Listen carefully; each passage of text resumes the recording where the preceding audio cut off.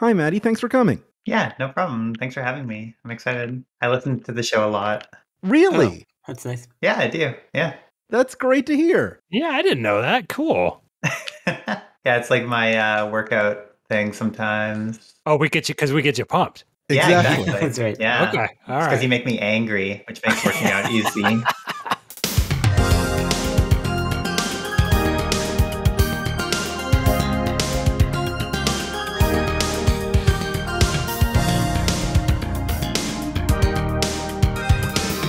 Grass grows, birds fly, sun shines, and brother, I insert credit. This is episode 237 of the only video game talk show, featuring a panel of experts who absolutely must answer whatever question I pose to them within 6 minutes, or meet the reproach of a horrible buzzer. I'm Alex Jaffe, and a platforming game I think about sometimes that no one really brings up anymore is Mission in Snowdrift Land, that Flash browser game from the mid-2000s co-developed by Nintendo.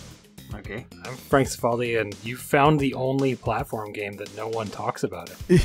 It's beautiful. Like we are now in a place and time where everybody talks about everything that was ever created all the time. So I don't know that it's possible to find something that was talked about. But I'm going to bring up one that just no one's ever played before that I like a lot, which is I'm sweating bullets over here, hoping it's not the one I've got in mind. It's not. I promise. I'm so scared. I'm so scared. It is one of those unofficial Famicom games. It is based on Titanic. It is made by, I believe, my favorite developer of these weird sort of post-mortem NES games, Dragon Co. And it's a game that does not understand animation timing and jumping physics, and it's remarkable because of it. So go find Titanic, not the Titanic Brawler unofficial Famicom game. That's a different Titanic game. The one that is a pure platformer. You choose Jack or Rose at the beginning. All of the quote-unquote enemies are just like hazards on the ship. It's got a lot of heart to it, and it's really bad and really good. All right. I start the show with recommendations now. That's what I do. I like it. I'm Tim Rogers, and the platform game I think about sometimes that people seem to not bring up too often in conversations is the Flintstones, the Treasure of Sierra Madrock, for the Super Nintendo, which is made by Taito. So if you'd like to play a licensed platform game for the Super Nintendo that superficially has similarities to Super Mario World, yet plays a little bit more like Wonder Boy with slightly slipperier movement than you'd probably like, and that was developed by the people who made Ninja Warriors. Maybe check that one out. If you'd like to see the people who made Elevator Action Returns trying to make just kind of, peeling off a Super Mario licensed, quick one-shot video game, try that. That's a pure platformer, and if you want something that's got more action and shooting, I would play Daffy Duck, The Martian Missions for Super Nintendo by Sunsoft, which is another Japanese game based on an American cartoon. I like that one. Thank you. Final answer. Thank you. I'll accept it. All right. I'm Brandon Sheffield, and platformer that nobody talks about. I mean, there's no reason to talk about it, but Bonk's I'll Revenge mention is in there. Bonk's Revenge. I'll mention Ninpen Manmaru for the Saturn, which is No one talks about that anymore. We used to talk about it all the time. yeah, it was always I coming actually up. was just talking to somebody about it yesterday, and I was in a Zoom conference with about 40 people. I thought you were going to say I was at the zoo. I was at the zoo. Though I was in a Zoom conference and we were talking about Ninpen Manmaru. I was entertaining a room. I gave a rousing monologue about it. So, I was good. being applauded. Yeah, because everybody loves that game. We used to all talk about it, and now we don't. Anyway, Ninpen Manmaru is a game that's basically like if you got a bunch of devs that looked at the 3D section of Sonic Jam on the Saturn, and they were like, what if we could do that, but a fair bit worse? And that's what this game is. It's intriguing because it feels like someone trying to fully realize a game out of that idea, but they didn't succeed super well, and you can't like touch enemies, you can't even jump on them. It's kind of ridiculous, and the camera's weird, but it is a full original 3D platformer on the Saturn, and they didn't get a whole lot of those, and so it's kind of neat. It's mostly bad, but there you go. That's the one I got to talk about. All right, we got one more person on the show this week. Joining us is founder of Extremely OK Games, developer of Towerfall and Celeste, and renowned Mario Maker tinkerer Maddy Thorson is here. Hi, everyone. My platformer, I think I have two, actually. One is a game I was obsessed with as a kid, Crystal Caves. I don't know if any of y'all played that. It's a good game. Yeah, MS-DOS. God, that game, it was so hard. It was shareware. I only had the demo version. I don't think I even beat that. And the other one that came to mind was McKids for the NES, which for the longest time I thought I dreamt that game, because I must have rented it when I was a kid and had like one weekend of memories, and then just never saw it again and didn't even remember that it was McDonald's licensed, so I didn't know how to find it. Legit. That game's legit. Yeah, the game's actually really cool. I kind of want to play it again. It's really like janky and broken level design, but in like a really fun, magical way. I'd love to say I was just playing it yesterday, but I wasn't actually. I was playing it about 4 months ago on my Mister. So is that close enough? It's 4 months ago, close enough. I'd say you tell me. You tell me. Is that close enough to be relevant to I just played that? Depends how many games you play per month. 200-300, something like that. So that wasn't recent. I have pretty good recall on all of them. You want me to start listing? I'll do it. No, that is true. You do have famous recall. I recall that this show has a format, and we're going to get into it right now. Our first question comes from the winner of our last episode, Topher Florence, who asks, cast a live-action Super Mario Brothers movie using the cast of the 1999 film The Matrix. There are no other restrictions. Oh, that's good. IMDb. That's not bad. I feel like Keanu is Luigi. Joe Pantoliano, Joey Pants is Mario. Yeah, he's got to be Mario. Yeah. Carrie Ann Moss, also known as Trinity, she would be Princess Daisy. There wouldn't be a Princess Peach in this movie. Okay. Oh yeah, we'd go the live-action Super Mario Brothers movie. Right? Yeah, I'm just trying to do the whoever looks the most like the cast of that movie. Is Agent Smith Bowser? He could be, or Lawrence Fishburne. Yeah, Larry Fish could be. He could be Bowser, or he could be Toad. He could be like a wise Toad. Oh, that'd be awesome. Yeah, he could be the Toad that gives you the flute. I would cast Hugo Weaving as Tatanga, the alien villain from Super Mario Land. Okay. Yeah. So I'm looking at the cast, and we have I haven't seen this movie in a really long time. Anthony Ray Parker as Dozer. There's a Dozer in Mario, right? There's got to be something called Dozer. He could be Roy Koopa. Okay. All right. Matt Doran is a mouse. There's a mouse in Mario too, right? Yeah, there's Mauser. He could be Mauser. Yeah. That's very good. Very good. Love Mauser. Yeah. Marcus Chong is Tank, so the tank from Super Mario Bros. 3 that you platform across. Yeah. I also think Keanu as Waluigi would be amazing. Luigi and Waluigi. He could play Luigi and Waluigi. Yeah, double cast him. He's got the chops for sure. Luigi is Waluigi's residual self-image when he enters the Matrix. So is this can we have a Matrix plot in here as well? There are no other restrictions. We sure can. Oh, okay. So it's basically Super Mario Brothers 2 USA, aka Mario Madness. But when they go into subspace or whatever, they access the Super Mario Land world where where Luigi is Waluigi and Mario becomes Wario. Does that make sense? Yeah, Joey Pants has the range. Yeah, so they end up in this other when they go to the other world, the Super Mario Land world, they become Wario and Waluigi. Does that make sense? It does. And they have to cooperate across dimensions because multiverses are the rage now. They have to cooperate across dimensions with their upside down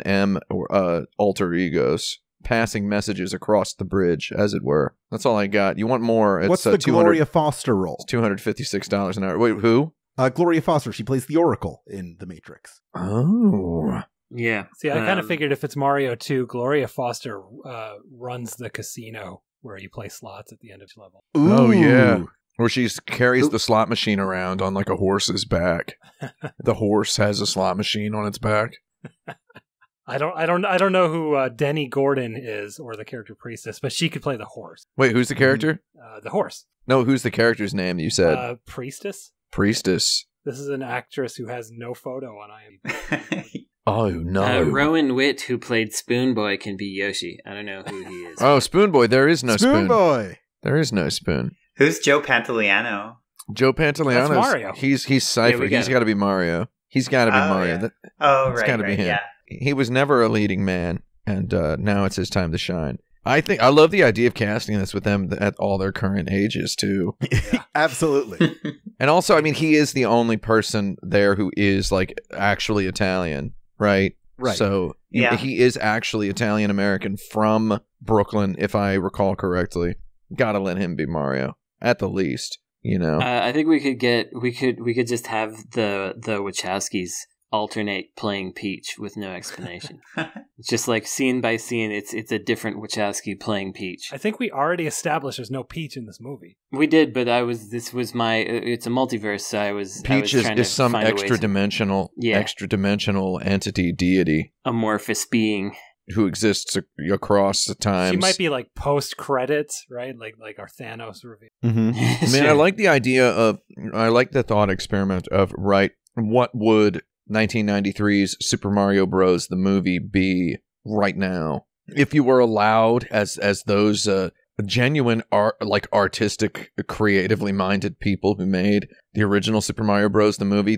They had a whole bunch of ideas, you know. Yeah, it's the movie. The Max Headroom people. It's I mean it's a cool, weird, strange, unique, textured, creative thing. So it's like, what would that be now if you also like foisted onto it the expectations that you've got to like appeal to a Marvel Cinematic Universe audience? It's an interesting thought experiment because that movie was really ahead of its time in terms of being like gender and queer friendly and like body type friendly and all these sorts of things that other movies were absolutely not doing at that time and were kind of doing definitely doing in the opposite direction. And the world is a lot more ready for that kind of thing at the present time. And I think it would be interesting to see how those people, I mean, it wouldn't be those people because they're all old now, but how people like that would interpret a property like this, given so much, like they had a lot of free reign in that. They made a post-apocalyptic sci-fi movie out of Mario. Yeah. It's a pretty cyberpunk movie. I just want to say that I'm seeing in my head a trailer shot, right, where Mario is like approaching some sort of like liquid like wall, and he like reaches his hand out, and Wario is on. Wario and Mario are each like reaching out to like touch each other's hands, like they're gonna hug each other, because that's what it comes down to at the end. Is they come to respect one another across the dimensions. And we have a shot of Mario dodging Koopa's axes in bullet time. Oh yeah. Ah man, Mario and Wario becoming friends across dimensions, and then the sequel would be Wario is able to come into the Mushroom Kingdom dimension, and he just instantly becomes a bad guy. This is Everything Everywhere All at Wario. Everything Everywhere-io. Everything Everywah. Everywhere. There we go. All right. One of the most refreshing elements of Celeste is how the soundtrack doesn't restart every time you die, making the entire experience feel more holistic. How else can a game's soundtrack encourage gameplay? There's no other way. Yeah, that's it. Yeah, I think that's about it. I mean, that's the only one. First thing that comes to mind for me is the Sonic drowning music makes me immediately want to escape. Oh yeah, that's true. That's true. I'm not gonna lie. That alters my gameplay for sure. Who among us has not gotten up and slapped that reset button when you hear that Sonic music in Chemical Plant Zone? I have Stresses me out. unplugged my Genesis. You know what? I'll start the game over. Like, I'm serious. Like right, Frank, you're with me on this, right? You're like, I'm absolutely with you. I'll start the game over, whatever. It's like, it takes 2 minutes. I turn off Sonic 1 when I get to Labyrinth Zone also. Oh, yeah. Oh, God. Sonic 1, what's that? Are you talking about Green Hill Zone, the video game? Oh, Sonic 1 is good. Whatever. They really just kind of kneecap you. It's just like, welcome to Denny's, and then they just, get you right in the kneecaps when you come into that second, whew. And they're like, you like going fast? How about this? You want to go real slow? You want to We're going slow and you can die. I'm gonna wait for a bunch of really slow elevators now, and there's lava. You can jump on it, and then you lose all your rings, and then you'll die shortly after that. I don't know. It's no Flintstones Treasure of the Sierra Madrock. I'll tell you that. So I would say this is very obvious, but rhythm games. I'll just throw it out there so that it's the obvious thing is on the table, because music certainly is the dictator of gameplay in that regard. But I think also, in the 360 era, end of the PS2, early 360 era, we got the idea of emergent music stuff, or contextual music happening, where when there's enemies nearby, the music ramps up and stuff, and then you're like, oh. So that's a subtle-ish one, but it definitely does. It makes you be on the look at, like, you're like, okay, clearly there's an enemy. And the funny way that happens is when you've been fighting enemies for a long time and the music doesn't turn off, and you're like, well, there's somebody around here somewhere. Like, and then he's like stuck behind a wall forever. Yeah, trying to find that last guy who's like jamming his way into the corner of a box.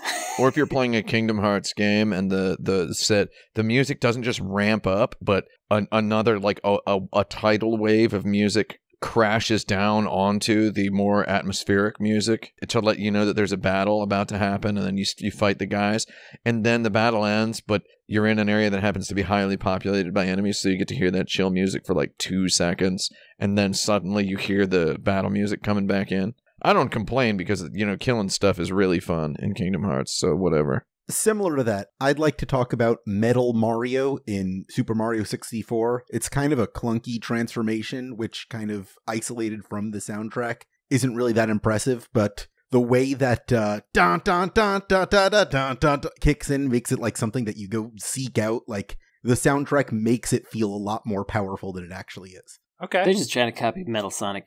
The one I was going to say is when the vocal tracks come in Katamari, it affects your gameplay experience by making you go, heck yeah. Sure. This is the same answer as Sonic, but when you only have a minute left in a Mario game, the music gets fast. I was going to say that one too.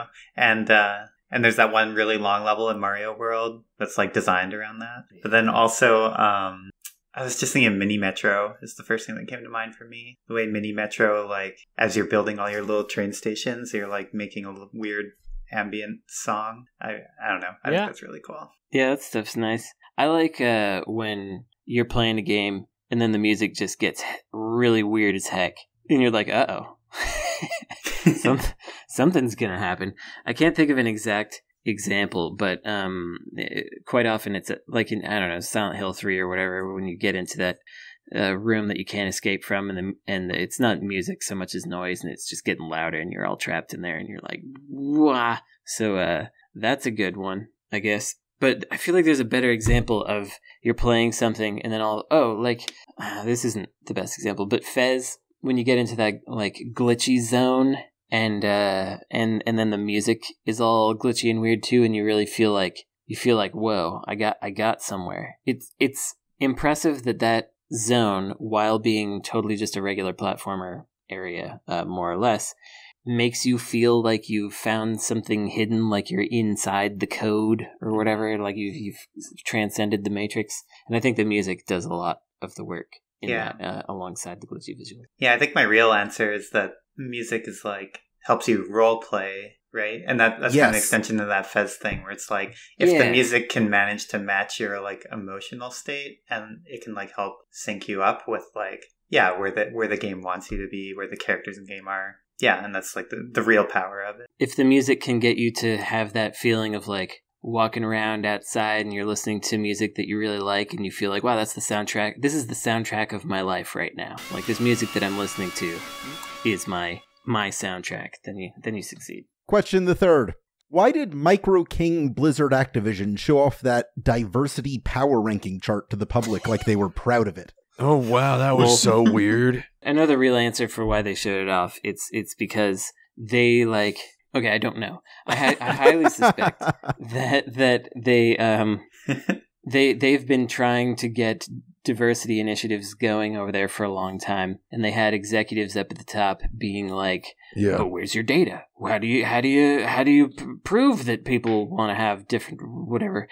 Like, it doesn't seem that important to me." And so they put this tool out there so that everybody would have to know about it, so that then they could have data for these executives to look at. But of course, it was terribly ill-advised to put that out and be like, we're just gonna rank the goodness of our game through these diversity numbers that we've devised. And it's like phrenology. It's like it's such a stupid. They managed to make everybody mad, which is hilarious because impressive. Obviously, honestly. You've got the people on the left being like, okay, you're reducing us to numbers and you're reducing people's experience to nothing instead of hiring actual people that understand these things.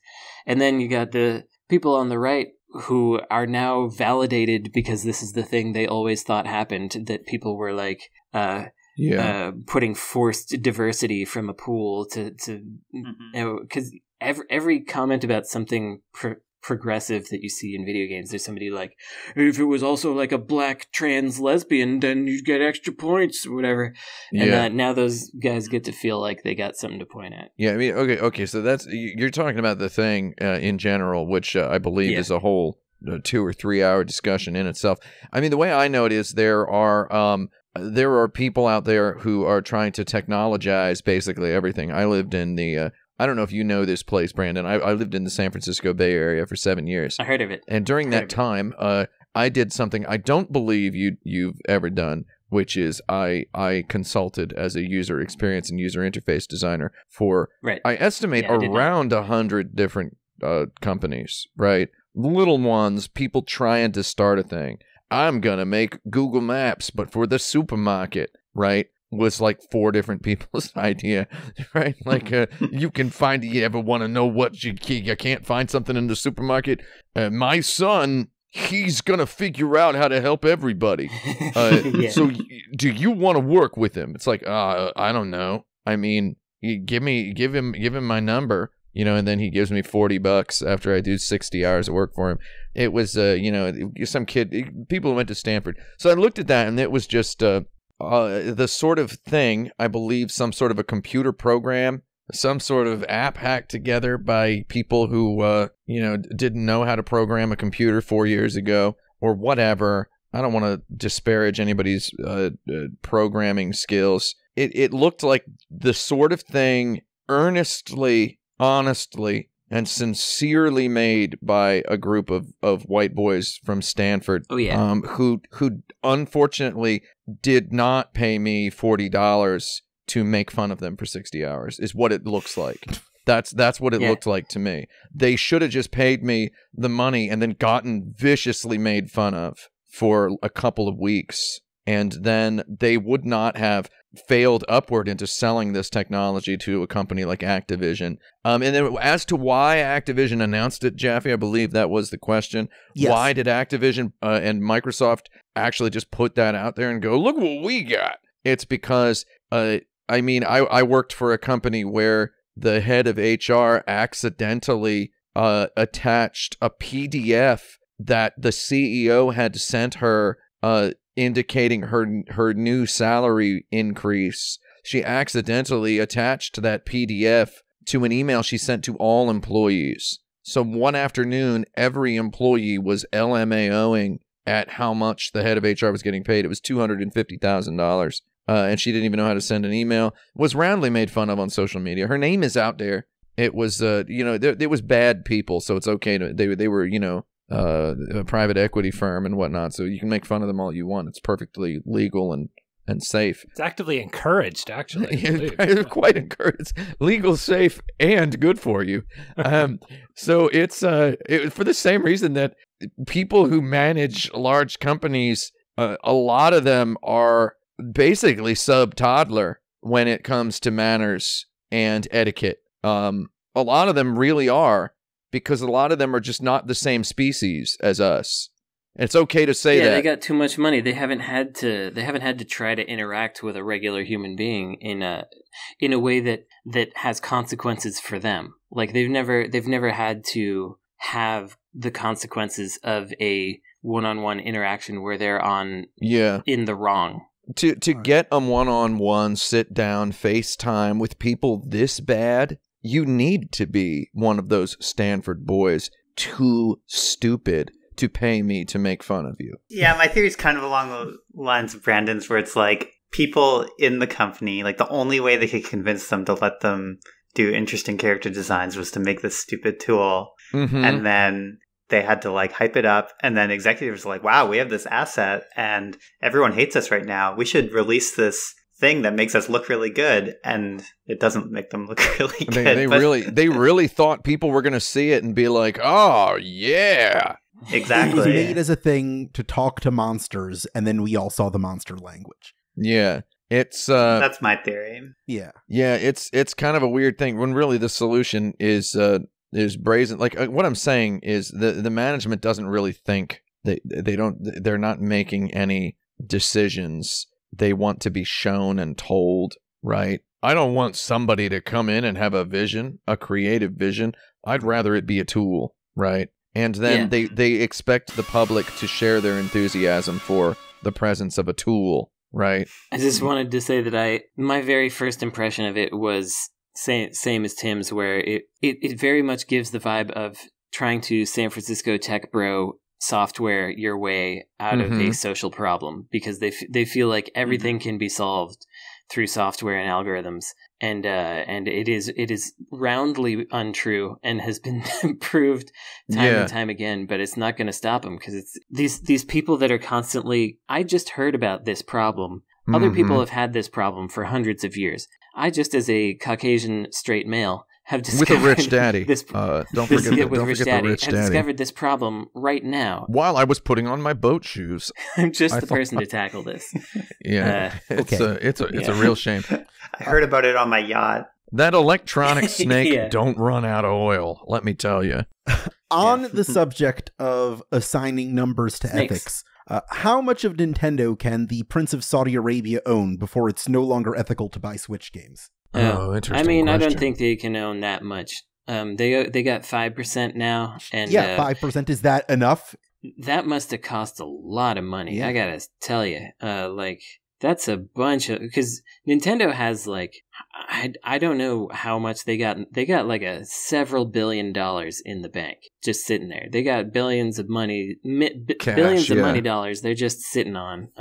So to be able to buy 5% of such a company is probably a lot of money. And when we're talking about these smaller percentages and there's absolutely nothing anyone can do about it, it's just I don't think we can worry about that, because I had a 401k when I had a job, and I transitioned that 401k over to an IRA. So that means now I got this very small amount of money that I can't access until I'm 65, but it is invested in the stock market I can't do anything about that. And so it'll get invested in probably some terrible stuff. I probably lost a whole bunch of money out of that recently when the stock market went down.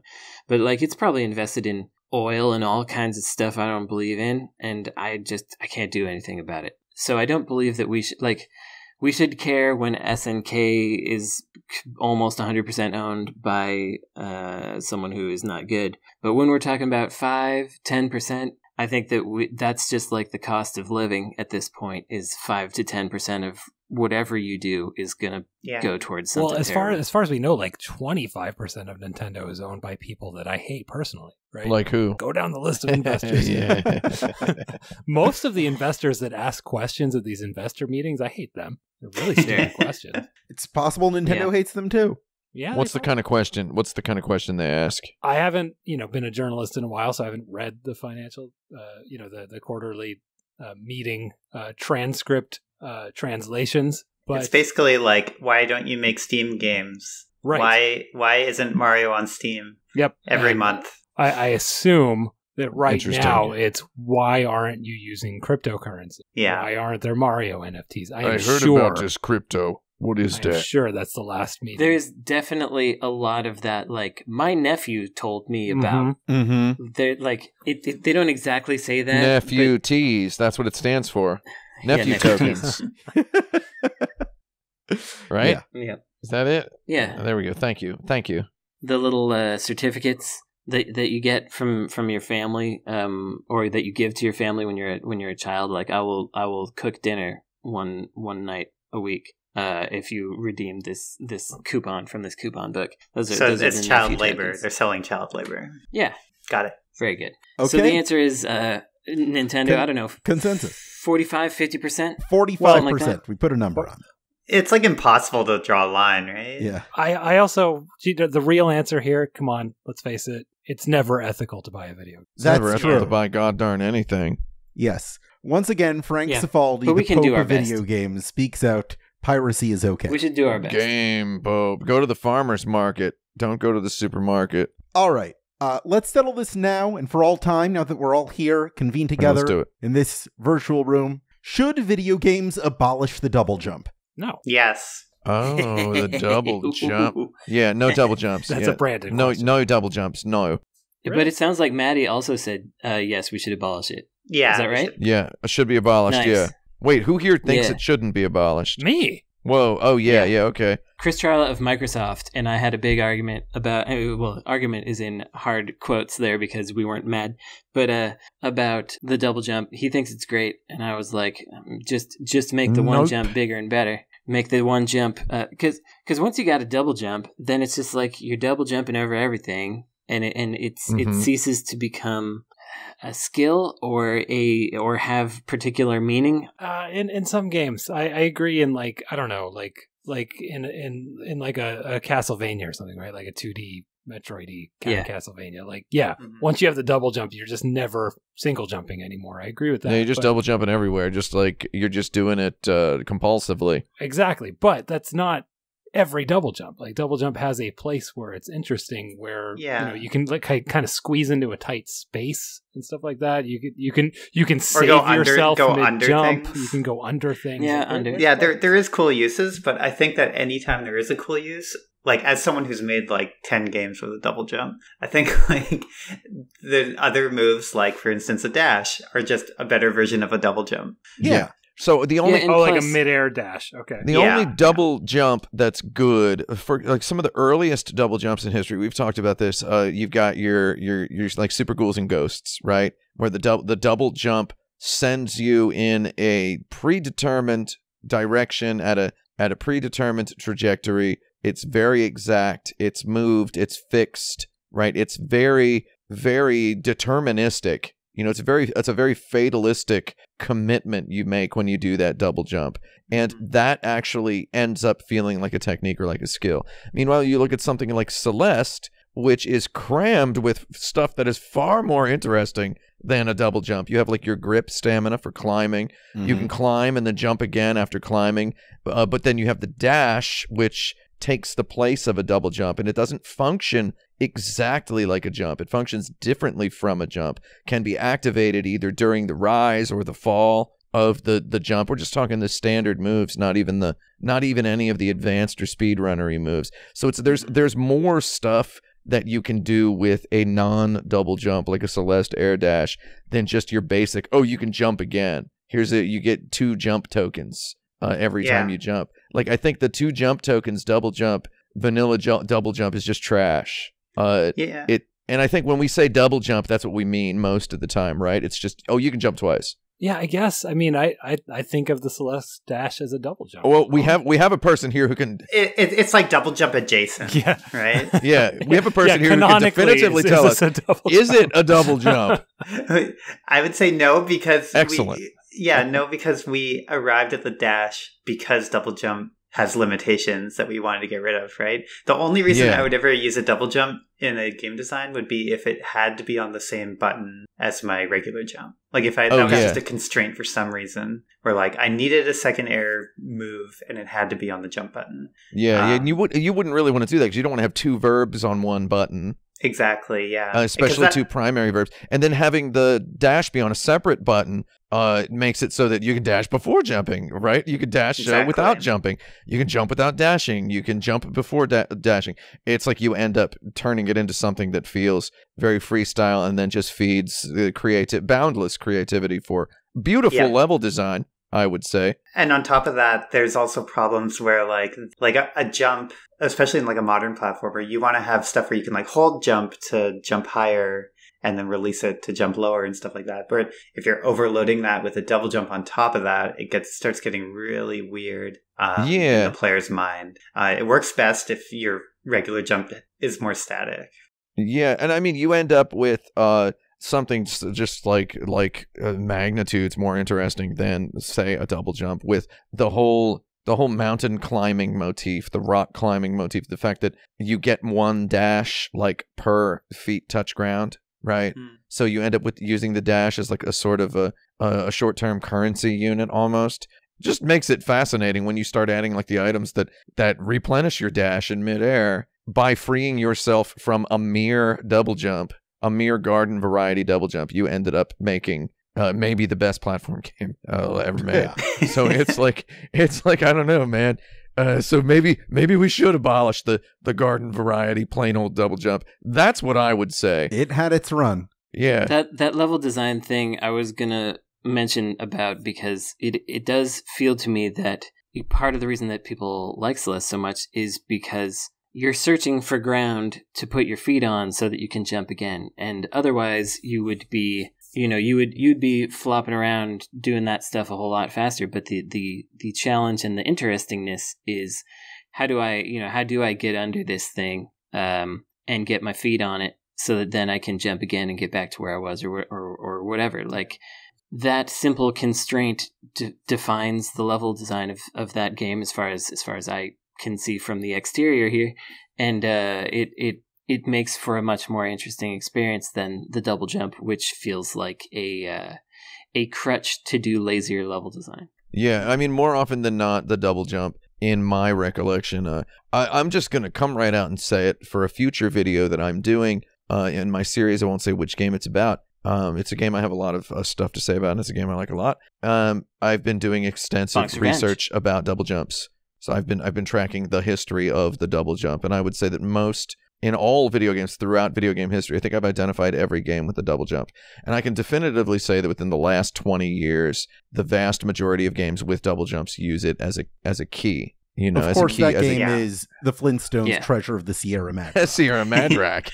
The only good double jump. Jabba jabba do. We'll be right back after a quick break.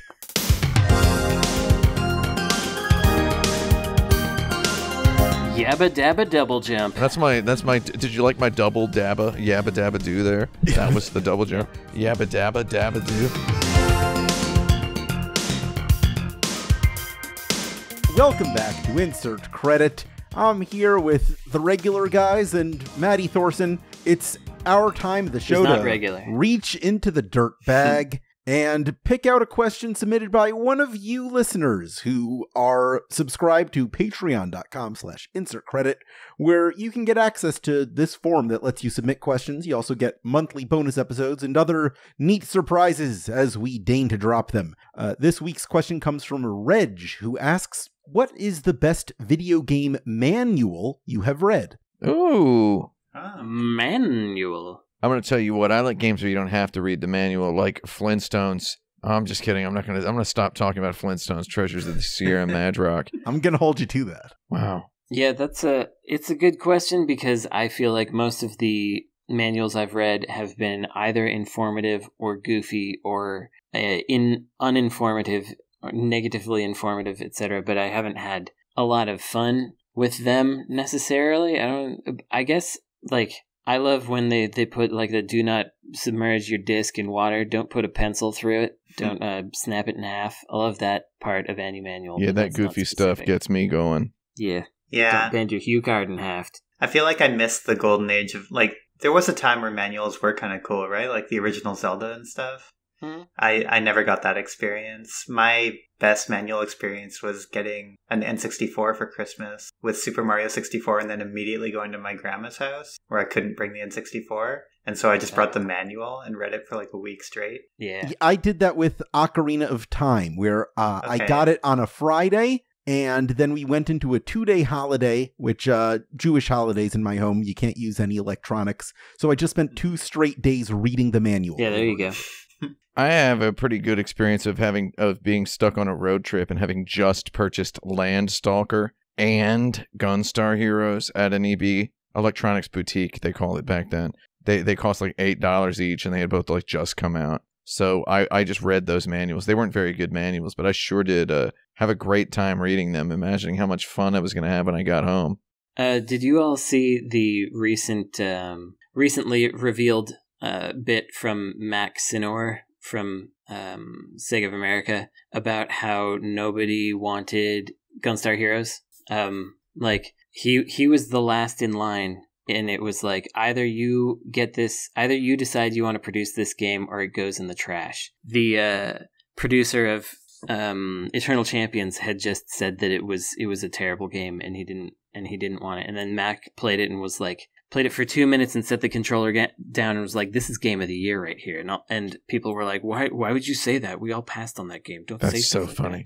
Like and so like, obviously it was, and it just makes me think about how like decisions are being made by dudes who don't know what's up. Yeah, and I had Gunstar Heroes was one of those really early tastes for me of, maybe I like different stuff or something, because I've told this story on the show before, but I played that game as a child, like a 12-year-old, 13-year-old, I don't know what I was. That's a child. And and then I went back to the game store and I was like, "You got any more stuff like Gunstar Heroes?" And they were like, "Oh, there kind of isn't anything else like that." And I was like,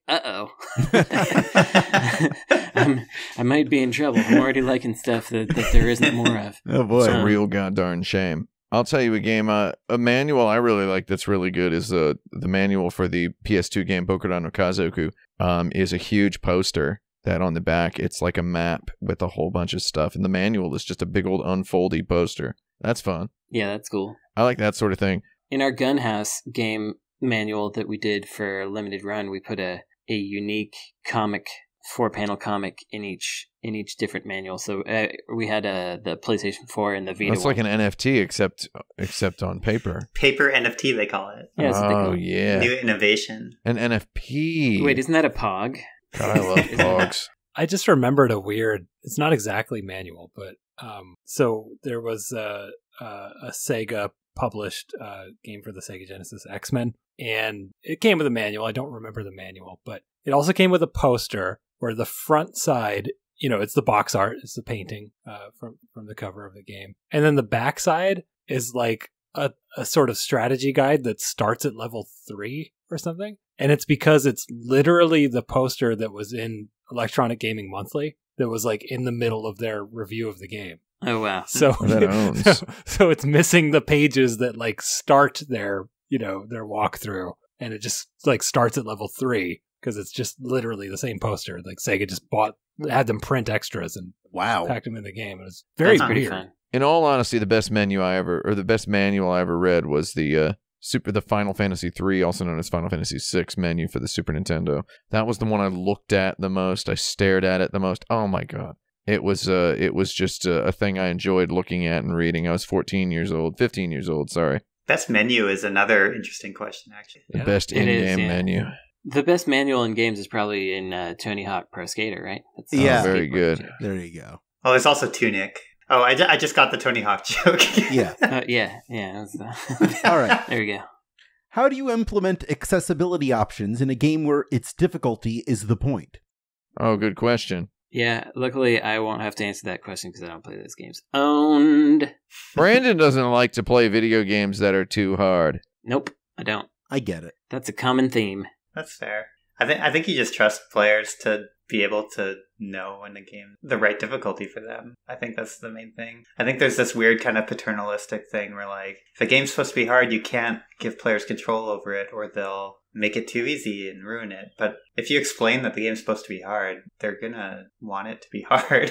Yeah, I mean, I think the answer is you just give them as many appropriate layers, or levers rather, to pull as you can. And so it can be like you don't take damage, or it can just be like your weapons hit harder, you take less damage, just like all kinds of little things, and you balance it for what you want, and then you just let players do something else if they feel like it. I think that's okay. Of course, it's easier if you plan ahead with that, because it's hard to do it later. Put all that kind of... Yeah. You have to be thinking about those levers from the start, I think. It's definitely easier. And those levers are going to be different for every game, too. There's not like a one-size-fits-all solution, really. Unless you're just making a one-size-fits-all game. Yeah. I think if you're trying to ask the question in a style of, like, how do you get the weirdos who insist that games that are hard should always be hard, and that there should be no accommodations made for people of lower skill level, as they would say, how do you get those people on board with a bunch of difficulty accessibility options? I think it would be you should make a game that's just way too hard for them. Like that's a funny strategy. Way too hard. First of all, people need to know, these people out there who self-identify as like players of hard video games, and it's like that's their identity, is that they play hard games, and that they beat the bosses in Dark Souls, and they didn't summon an Elden Ring or whatever they base their identity around, that they didn't use the features that the game is like very generously and clearly giving them. For those people need to learn that any video game can just be made really hard very easily. You can just get in there and turn a bunch of numbers up and turn a bunch of other numbers down, and every video game can be harder than any Dark Souls game. It's all just made up by the designers, man. So basically you need to make like a Dark Souls game that's too hard for those people, that asks them questions at the beginning of the game. Like, you know, like Kingdom Hearts, they say, what power will you take? The sword, the wand, or the shield?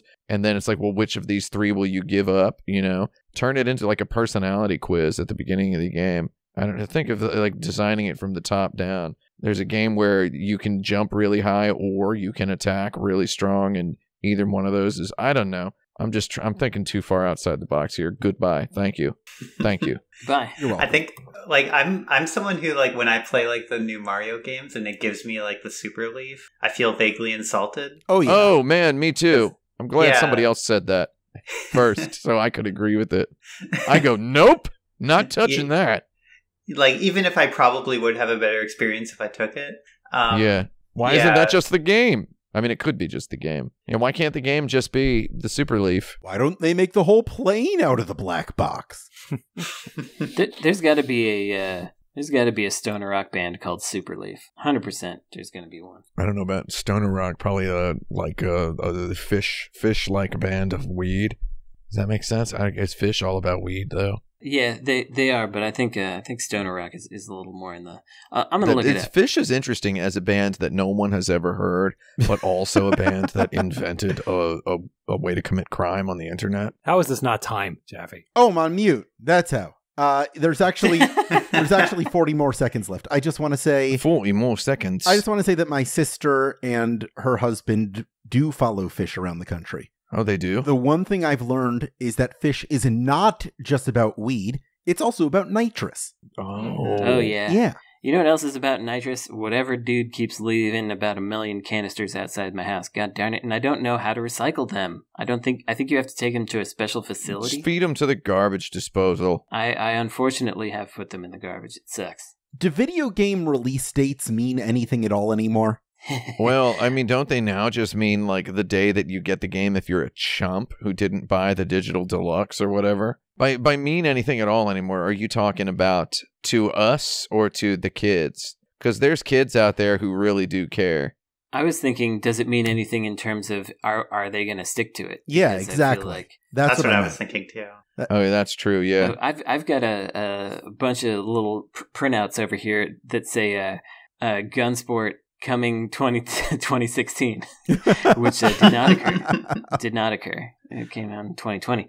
So, I mean, when you say like, release dates, to me, just to be clear, I presume you mean like the day a game actually comes out, when it comes out. I mean, when they announce that a game is going to come out on a particular day. Does that mean anything at all anymore? There were some mixed degrees of triumphance when Bethesda announced that Starfield is not going to hit its release date 11/11/22, which would have been 11 years to the day of the release of Skyrim on 11/11/11. Mm-hmm. Everybody's a numerologist when it comes time to decide when a game might not come out. You know, do they mean anything anymore? I don't know. No. I mean, there's two ways of answering, right? It's like from the perspective of like, what does an announced date mean anything because it's never real, or like, does it matter when a game comes out, right? Like, I don't know which direction Jaffe was going, but I think both of those are ways to answer, and I think that it only matters if there's a competing game. I don't know. I don't follow the industry as well as I used to, but it doesn't really feel like it's a holiday rush kind of deal more. It seems a year long. Yeah, I mean, it matters to me when I'm thinking about when to put my next thing out. And, we're doing a trailer right now for the next game, and we have to put something at the end of the thing that tells you like that it is going to come out, right? And so we can say coming soon, or we can say coming 2023. We could say whatever. And so, but whatever we say, I want to stick to it. Mm-hmm. So I'm not going to put like it's coming January 2023 because I don't think that that's true. And while that would be nice, it's probably not going to happen. So I think everyone tries to be as accurate as they can. They do it with their best intentions, but a lot of times they just announce a date that looks good. Yeah, totally. Yeah. Oh, I think hitting a date is like, if you announce a date, you're not going to hit it unless you crunch, right? Like, there's no Yeah. There's no way to know ahead of time making a video game how long it take to make. Like, it's just it's literally impossible. It's a fool's errand to try to say when your game is going to come out. Yeah. If the date is like more than a month away, it's bullshit, right? Yeah. That's the rule. Yeah. And on the other end of that kind of conversation, like the other way that Frank was talking about it, like, does it matter when a game actually comes out? To me, I extremely don't care what the release date of a big budget game is, because I guarantee that I'm going to wait 6 months to see if there's a version of it that has all the DLC and costs half the price. Because there will be, and I don't need to play it right now. A large number of day one sales of like any given AAA game are by like pre-hype engaged people who were like people who were hyped for that game for, I'm sorry to say this, for reasons of they just don't really have an identity outside that sort of thing. No offense to them. It's just, you see people in the replies to Sony Computer Entertainment made a tweet today that was like about, I call them Sony Computer Entertainment. I think their Twitter handle is just PlayStation now, which is probably better than continuing to go by the pretentious corporate sounding name, Sony Computer Entertainment. All right. They made a tweet today that was like, it's global accessibility awareness in video games day, and then here's a YouTube video about how the upcoming God of War Ragnarok is gonna have all sorts of accessibility features, much like The Last of Us Part 2 had some incredible accessibility features. If anybody looked into that, it looks like God of War Ragnarok has all those and then some. As Sony continues to really pioneer a lot of cool stuff for people with sight disabilities. There's a whole lot going on there. Anyway, the first reply to that tweet was, y'all dare upload a YouTube video that's not a release date trailer? And I'm like, uh-oh. And I'm like, at least give us some information on the Last of Us remake that that nobody even wants. I'm like, uh-oh, there's so much going on in the collective here these days that, so those are the kinds of people who care about release dates. So do they matter? Yes, to those people. I just want to say one thing before we move on. There was a question that was lingering in the dirt bag for a while about what does Nintendo have to do with Breath of the Wild 2 to beat Elden Ring for Game of the Year, and they answered that for us. 4K60. Not release it this year. Exactly. Elden Ring Goaty, by the way, I'm letting everybody know this right now. Yeah. I don't see it not happening. Brandon Sheffield is going to try to stir some stuff around the end of the year.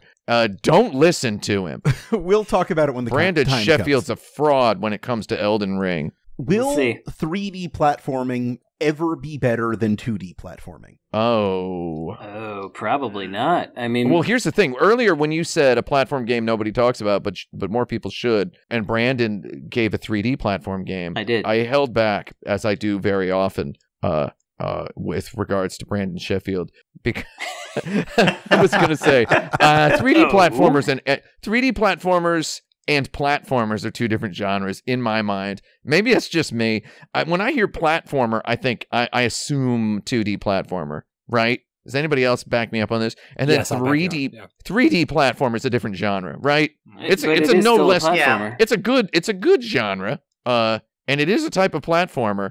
But whenever I hear platformer, I just assume that's 2D. Wait, so you're going to say that an action game and a 3D action game are different things? Like it's the large because- umbrella under which 2D and 3D platformers exist. See, that's an interesting question as well, because I would not say action game and 3D action game. I would just say action game, but action game is an umbrella, whereas for me, platformer is 2D platform is not an umbrella for me. It is a type of game. Contra is not a 2D platformer, Right. even though it has platforming in it. That's a Well, it's a run run and and gun, gun. right? Yeah. Yeah, so that's where I'm coming from on that. Yeah, platformers are like athletic games. You know, they're Like boring. the definition of a platform is a game where jumping on platforms is the main verb, and that's the main thing that you're doing. And like that is also true of a 3D platform game. But it's a I don't know. 3D platform. Yeah, it's still Yeah, we're still saying but- it's a and it- platform game. A 3D platform Yeah. game is where you jump on 3D platforms. Yeah, Exactly. Yeah. And a 2D platform game just gets to be platform game. That's what I would say. It was there first. Mm-hmm. All right. Yeah, There's I a- mean, you could call it 2D platformer or you want to platformer. I think I would. push your glasses up on your face as you say it. I guess. Will 3D platformers ever be better than 2D platformers, or will they match them? I will say that 3D platformers, if anyone out there is considering making one, just know that you have your work cut out for you, because no one has ever made a really finished one, in my opinion. It's really difficult because 2D platformers, you can obviously see the distance very clearly. You know the boundaries of your jump. And with 3D platformers, by necessity, you are not jumping pixel perfect. There are fudge distances because you have to, because the actual edge of a platform in 3D space is not, when you have a camera that is showing from above, it's not where it looks like it is. And so you have to have a little bit of generosity there, or else the game just doesn't work. And Yeah. so like there's always going to be fudging in 3D platformers, and I think because of that they'll never be truly better. They can be good and they can be different and they can be their own thing, but I don't think they can be better than 2D platformers in terms of precision. There's things that 3D platformers do better. Like, it's why like all the 3D Marios are more about being in a space, because that's what 3D is good at, whereas the 2D Marios are about like the raw mechanics. Yeah. And I think if you're talking about like, will 3D platformers ever be better than 2D at the raw mechanical, like just the jump good platforming, I think no, probably not. I don't think I've ever felt as like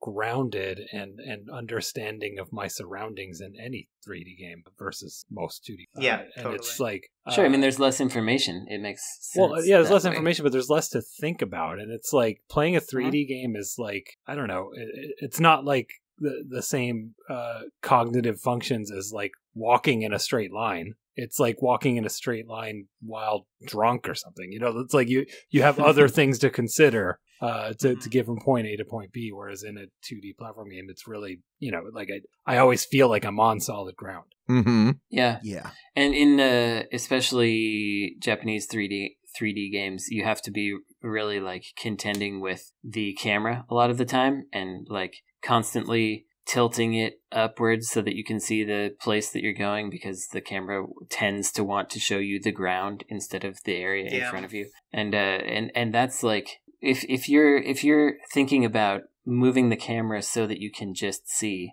it reduces the complexity of what other actions you can undertake reasonably. You've got your work cut out for you as any kind of a designer on a 3D game that has platforming in it, just in general. It's there's just the movement of the camera, all of that stuff is it's just wildly complicated. There's and as regards to the technical action aspect, who remembers Super Mario Sunshine? Maddy, you played Super Mario Sunshine, I assume. Oh, yeah. Do you recall many conversations on the internet happening around the time of Super Mario Sunshine's release wherein people were like, they should just make a whole game out of the special stages, the parts that were just the raw technical parts where you have no jetpack and you're in a black void, right? For sure, yeah. Yeah, people wanted that, but really that's not what a 3D Mario is. Not that we really knew what a 3D Mario was, having only played Super Mario 64 in 3D at that point. It's oh god.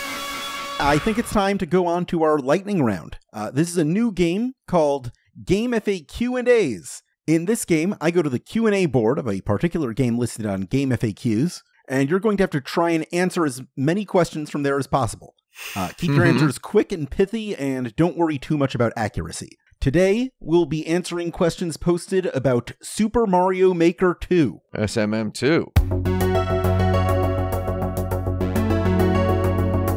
Question 1. How many minutes long is a 500-second course? Oh, shoot. That's a great question. 5 minutes. Yeah, 5 minutes. Great. Checks out. Move on. All right. 500 seconds, 5 minutes. Yeah. How do you play with someone? You have to ask. You have to ask them first. Yes. You just don't be ask- mean. That's all. You Ask need their mom. a friend code or something? You need consent. Yes. Yeah. Which is better, Super Mario Maker 2 or Super Mario Odyssey? Shoot. Odyssey. Super Odyssey. Mario Maker 2 versus Odyssey. Well, you're just kind of asking. You're coming down to the 3D platformer versus 2D platformer question. So I would say 3D platformers obviously are better. Right? Wow. People on multiplayer online are rude? Yes. Yeah. Tip Generally. usually How to make a basic level? follow the tutorial. Waggle. Waggle as fast as possible. Look it up on WikiHow. Yeah. How do I make good trolls? Invisible coin block. Extend their hair. Find a troll who loves you very much. Fart sound effect plus invisible coin block. That's Yeah, accurate. there you How do you make good levels? Practice. You don't. Practice is the real answer. That's true. Yeah, if I figure out, I'll tell you. When does Princess Peach appear? As soon as you select her from the menu. Endless mode. When you yell Peach as loud as you can. Bitch. How do I get a lot of coins? Got to be born rich. You press this button right here. Yeah. That's about enough, isn't it? Yeah, you need more? No, that's enough. Give you a couple more. There we go. We're There's going a to couple interrupt more. the show for a second here. Tim was trying to play Bits Software's Wolverine Adamantium Rage on the Super Nintendo just now. Yeah. And Tim, you did not find the mechanic where Wolverine can scale walls with his claws, very bonk teeth like. Yeah, I gave up. I was gonna do it, and then You were going to give up eventually anyway, I promise. But Yeah, because that wasn't the game I wanted to play. But you know what? It is the game I want to play now, so I'm putting it back on. Sorry, here it is. Yeah. All right. All right. I'll discover the mechanic this back time. to the show. Back to the show. Esper, do not cut that out. This is important. Last question. Why is no one playing my level?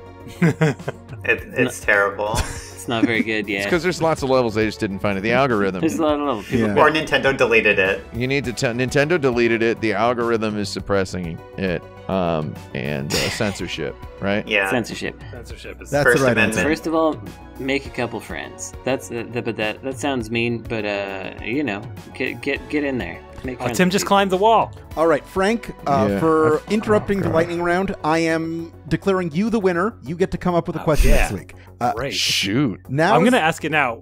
How do you climb the wall in Wolverine Adamantium? Well, you jump by pressing the B button, and then you press the X button once you've reached the. Oh my God. Frank already gave his recommendation at the start of the show. Who else has recommendations at this point? My recommendation is don't play a Wolverine Adamantium Rage, Lord. No, it's all right. I can recommend a game I played for like half an hour, so I don't even know if I recommend it, but it seems cool. It's called V Rising. It just came out. It's like one of those multiplayer games where you need a friend to like host a server. and then you all play together. And it's a lot of like clicking on trees and rocks and stuff to craft things, but you're a vampire and then you like hunt down animals and suck their blood and stuff. And I don't know, it seems pretty cool. There's a lot of stuff going on there, it sounds like. Yeah. I have 2 recommendations. One is, first of all, you shouldn't use Amazon at all, but if you do, don't add stuff on Amazon Prime movies right near the end of the month, because there's an extremely high likelihood that they will expire before you can watch them.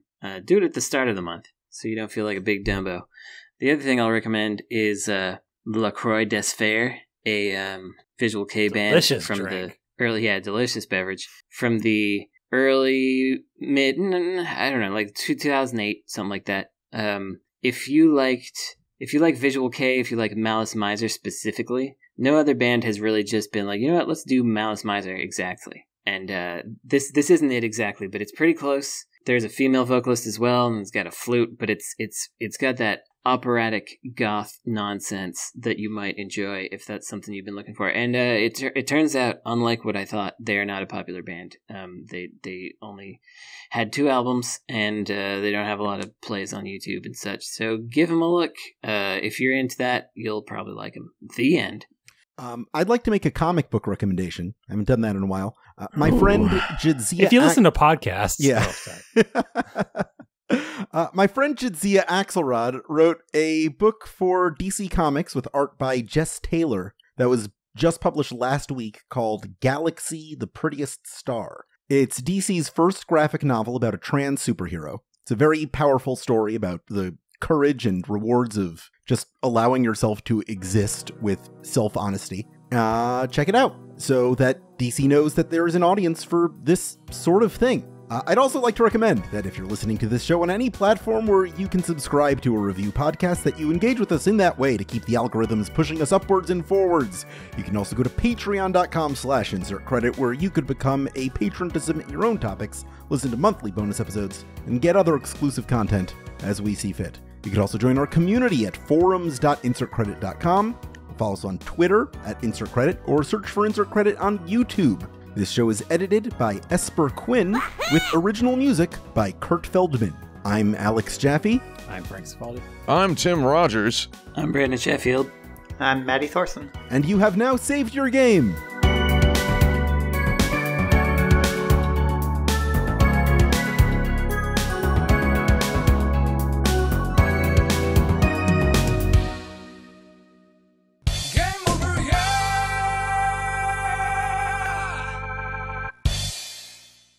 Very nice. Wonderful. Fantastic. Cool.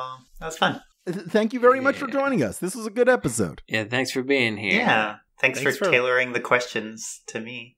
Oh, did I do that? These are just the regular questions I typically ask. Yeah, I'm very much a Nintendo kid, so I appreciate all the platformer and Nintendo stuff. There should have been more questions about Blanc, to be honest. More questions about Bonk. More questions about Sonic. Brandon, next time I'll play Blanc on my Mister, and you'll probably watch me the whole time and be like, "Oh man, that's so much better than just playing it on a regular Turbo Duo." Oh, I see. I thought you were going to say that I was going to be like, "Oh man, you're doing the wrong stuff." Has anyone made a Bonk the Hedgehog ROM hack where you play as Bonk in a Sonic game? Bonik. Yeah. I'd do I it. doubt it. More like Bubonic the Sledgehog.